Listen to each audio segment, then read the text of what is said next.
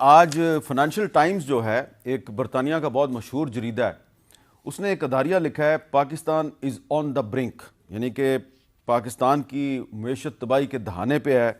और वो कह रहा है जी श्रीलंका के बाद पाकिस्तान भी डिफ़ॉल्ट के ख़तरे से दो चार है और आलमी इदारों ने इसको डिफ़ॉल्ट से बचाने के लिए कुछ इकदामात का मशवरा दिया और पाकिस्तान के ज़र मुबादला के ज़खायर $3.7 बिलियन से भी कम रह गए हैं। ये एक बहुत बड़ी वार्निंग है पाकिस्तान की मईशत के लिए। तो इस पे हम बात करेंगे।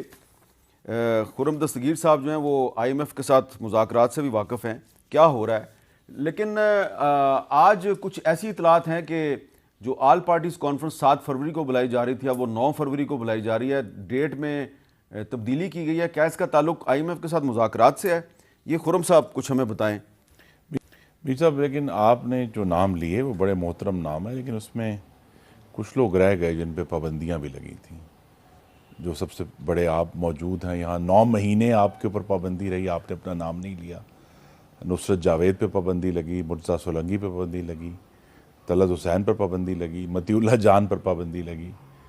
अब सार आलम को तो गोली खानी पड़ी इमरान खान के दौर तूर पे भी तशद्दुद हुआ। तूर पे भी तशद्दुद। अब वो गोली खाने वाला जो है वो उसका क्या जवाब दें? अगर इस्लामाबाद के वस्त में हमारा दारुल खलाफा है और कोई आके गोली मार जाए एक सहाफ़ी को, तो फिर आप कहते हैं जी आज़ाद तरीन था। तो ये तो बिल्कुल ही गलत गुफ्तगू है। और ये जो आपने तवील लिस्ट पढ़ के सुनाई है, इसमें एक बात ये कि ये मुख्तलिफ इदारों ने इनको पकड़ा ना जी, सिर्फ एक इदारे ने नहीं पकड़ा। ज़्यादातर FIA पकड़ती थी। पकड़ के उन्होंने जनाब अंदर डाल दिया। उन्होंने कहा, और मकसद यही था, खुदा जाने क्या था, कि नजम सेठी साहब पे भी बार बार पाबंदी लगती थी, फिर उठती थी, फिर लगती थी। तो जिसका ताल्लुक इस तरीके से जो फाइनेंशियल टाइम्स ने लिखा है, Pakistan is on the brink, सिर्फ इकोनॉमिकली नहीं, अब पॉलिटिकली और कॉन्स्टिट्यूशनली ऑन द ब्रिंक है कि 75 साल के बाद, और आज परवेज़ मुशर्रफ का भी चूँकि जिक्र हुआ है, ये फैसला वाज़े हो जाना चाहिए कि आइन के इब्तदाई में जो लिखा है कि अल्लाह ताला के बाद इक़्तिदार आला मुंतखब नुमाइंदों के हाथ में होगा, ये फैसला अटल होना चाहिए। क्योंकि हम इस तरह नहीं चल सकते परवेज़ मुशर्रफ की तरह, जिनकी वो माओ ज़ेडुंग ने कहा था ना, power grows out of barrel of a gun, कि उन्होंने बज़ोरे ताकत कब्जा कर लिया और आइन को फाड़ कर फेंक दिया। चले अब ये चीज़, हाँ, अब ये बताएं कि APC की डेट क्यों बदली है?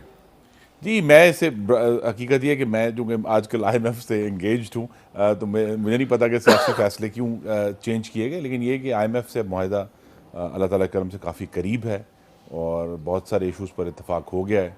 और क्या ये दुरुस्त है कि IMF ने बहुत ज़्यादा ज़ोर से कहा है कि डिफेंस बजट कम करें?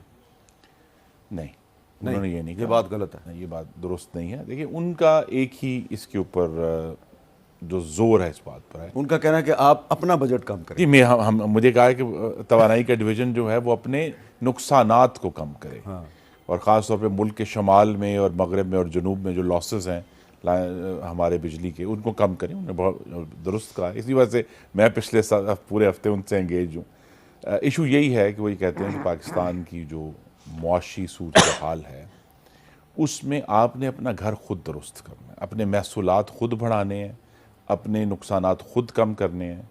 और ये हमें शायद बतौर एक कौम समझ नहीं आनी चाहिए कि जब से मगरबी ताकतें अफ़गानिस्तान से निकली हैं, पाकिस्तान की तरफ उनका जो रवैया है वो अक्सर तब्दील हो चुका है।